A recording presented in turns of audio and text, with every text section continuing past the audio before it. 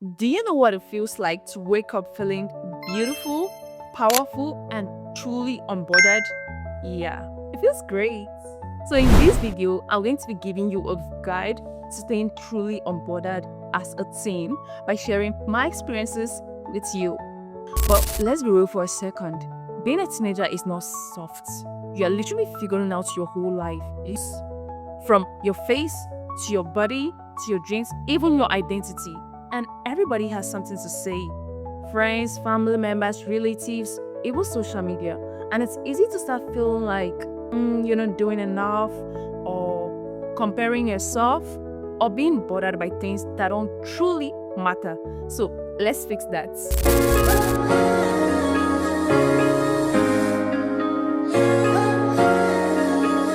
Okay, Buzz Daves, like I said, this is a full guide to staying truly unbothered as a teenager. As a teenager, you need to love yourself to the point that almost nothing can break you. Most especially when it comes to social media. There's a lot of perfection in quotes being thrown at our face. People are always flaunting their perfect body, their perfect relationships, lots of money, clear skin, etc. And you might be asking yourself, how do I stay unbothered in the face of all of this? I'll tell you. Acceptance. Because you can't ignore all of this, but you can accept the fact that, okay, I don't have all this now, but I love myself and I'm okay with what I have and who I am.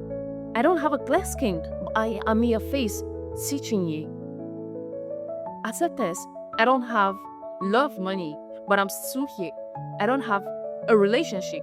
I don't have a perfect body, but I am still who I am because I accept myself. I love myself for who I am. When you accept yourself and you are okay with what you have and who you are, darling, you are really close to being totally unbothered. Okay? The second step on the guide to staying truly unbothered is to stop trying to be liked by everyone. This one is so hard, especially when you're a teenager, you're trying to fit in, you're trying to belong, you don't want to be left out. But I will tell you something, if you're only shrinking yourself and adjusting yourself to please others, you will lose yourself, you will lose your voice. That's why I will always choose being respected over being liked.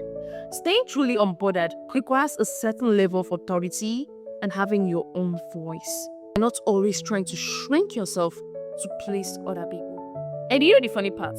Some people still won't like you, no matter how hard you try. So why don't you just focus on being respectful and real, rather than being a people's pleaser? That is how you stay truly unbothered.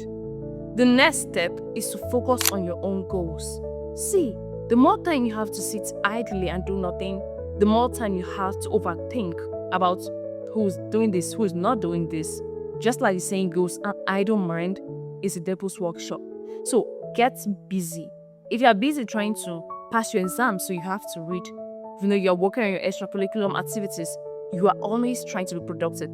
You have less time to see who's wearing what, who is doing this, who's posting and who's not. I'm not saying you should ignore your feelings, but most of the times the answer is actually being productive. Spending less time on things that cause you to be bothered and spending more time to things that makes you productive and people who actually support you. Okay?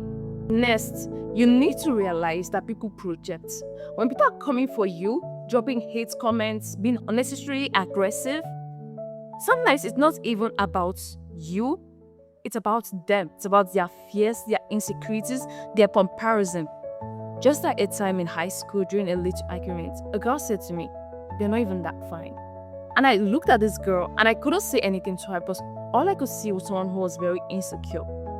When people feel a certain way and they don't feel good about themselves, they tend to project it to the next person so that they can bring you down to their level of insecurity. And that is why you need to learn to not let things get to you like that. Next, you need to stop reacting to everything. You just need to realize something powerful. Not everything or everybody deserves a reaction from you. Silence is powerful. Ignoring is powerful.